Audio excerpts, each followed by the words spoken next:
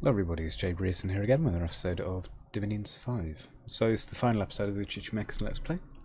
Research and conjuration was completed, which possibly allowed us to get some elementals for this fight, but otherwise didn't have much of an impact. We took the Throne of Air, which was the one that I thought was the one with the Network Kings, but was in fact the one in the forest that we took over. And took the Throne of Misfortune underwater.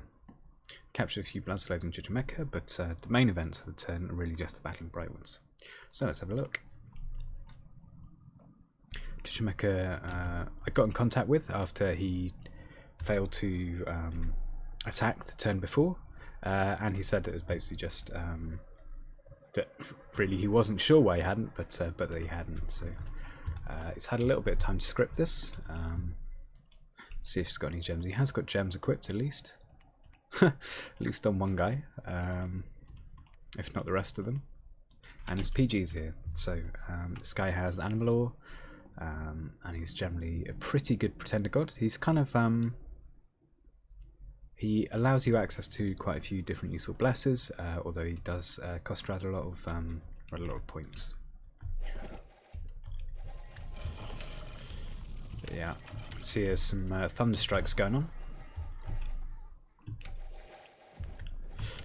Looks like his one guy with gems was already killed with arrows. There's some serious damage being done by all the thunder strikes, but we've also got sulfur haze on his guys, which is a very powerful form of evocation. Splendid God is now on fire and has 2 HP left. He's not looking too good.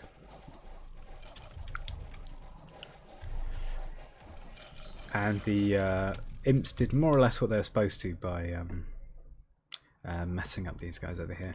Now these guys have overcharge, so the imps are actually getting stunned, but their main job here is not to kill them by any means, it's just to tie them up and redirect their missile fire.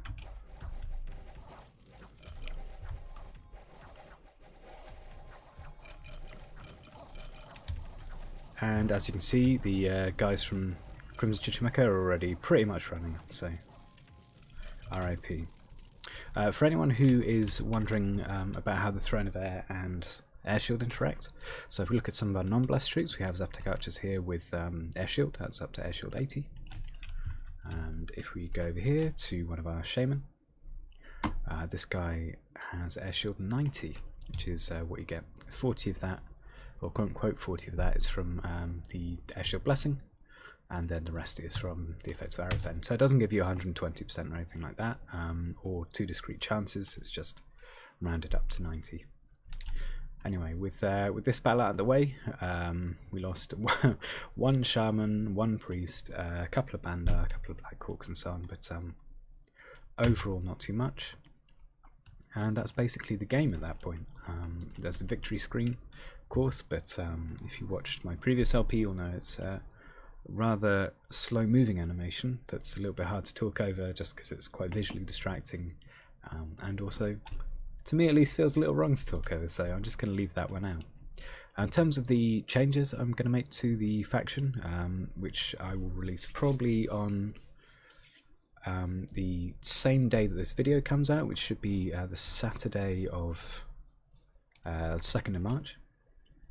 I'm going to change the PD, so there's a whole lot less of it basically per point.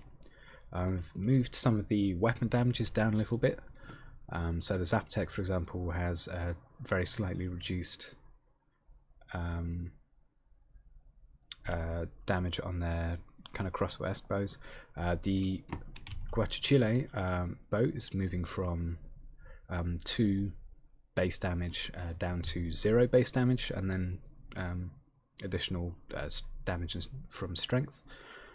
In addition to that, I'm going to change the paralyzing poison from the 50 fatigue version down to the 20 or 25, I forget which, fatigue if they fail an MR check version. So it's going to be a little bit less damaging. I'm also going to bring the range down, probably to about 35, same as composite bow, because 45 is just more or less across the entire field, so that's possibly a little bit too far. Other than that, I'm going to change the weapon on these guys. So the Channel Thunder currently does massive damage. However, I actually somehow messed up the coding on it, so it doesn't work as a beam. But that is being fixed. It's going to be a medium AOE beam, as was kind of always intended. But the strength is going to be probably closer to sort of 5 or 6. It's going to be done as bow strength, so the bonus strength I get from storm power, and also if they were given a large strength bless, wouldn't just bring the Channel Thunder damage up sky high, and it's being rated as a natural weapon, so it doesn't get a completely absurd range if given a fast shot bless, which these guys could in their current state. Not too much more else to say about it, other than that I hope you enjoyed the series. It's been a pleasure bringing it to you, and take care, Binja Britain, and goodbye.